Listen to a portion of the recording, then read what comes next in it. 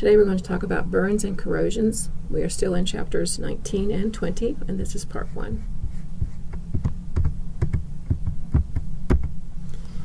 ICD-10 makes a distinction between burns and corrosions. Burn codes are those things caused by heat, like a fire, a hot appliance, electricity, radiation, and corrosions are burns due to chemicals. But your guidelines are the same, whether you're coding burns or corrosions. A current burn is a burn in the current episode of care, and they are classified by depth, extent of the body involvement, and the agent. In other words, what caused the fire. Depth is talking about first degree, second degree, third degree.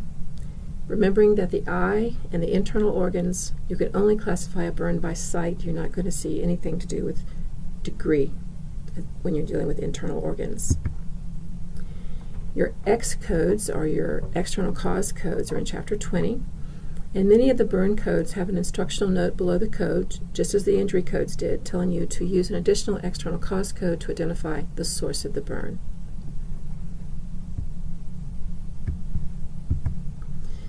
The first guideline talks about the reason for the encounter, the treatment of external, multiple burns.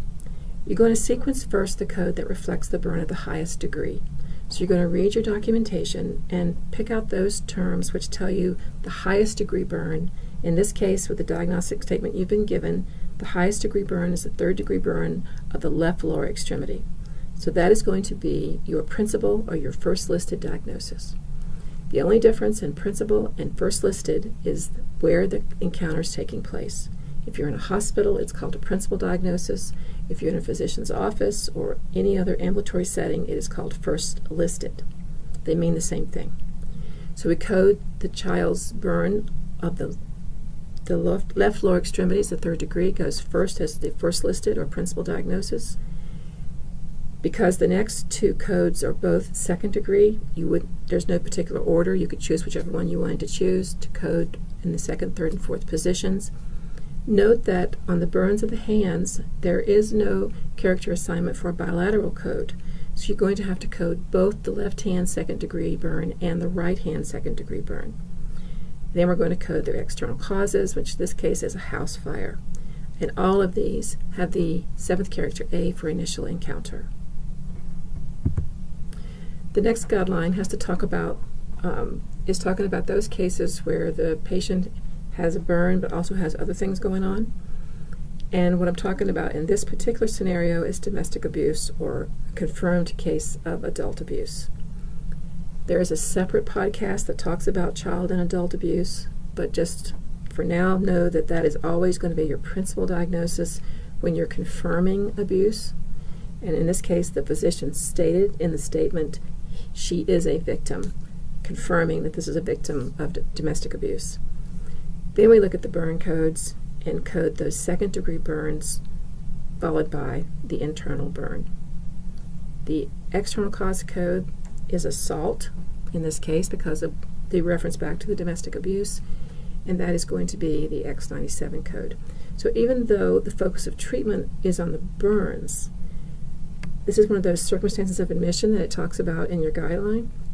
If it's an abuse case, that T74 for the adult abuse is going to be the principal.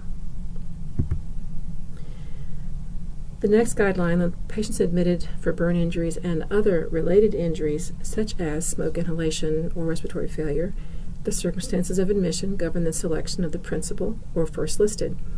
The physician has stated that the patient is admitted in acute respiratory failure, so that's going to be your principal. The smoke inhalation I put next because I think the two are related. Then you're going to code the burn of the head and the chest wall and the shoulder, all third degree. So it doesn't matter what order they're in, they're all third degree. And then the burn of the larynx and the trachea would be included. The last code is external cause for the explosion of the propane tank.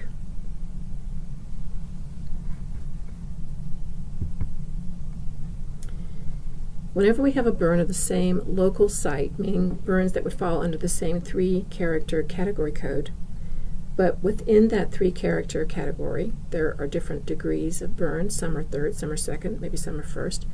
you're only going to record the highest degree. So in the case that we've been given here with the car accident, the patient has a burn of the right thigh and the right knee. Both of those fall under the T24 category, but we're only going to code the higher degree. So we're only going to code the right thigh third-degree burn. There are 3 external cause codes here: the car accident, the fire, and the place of occurrence.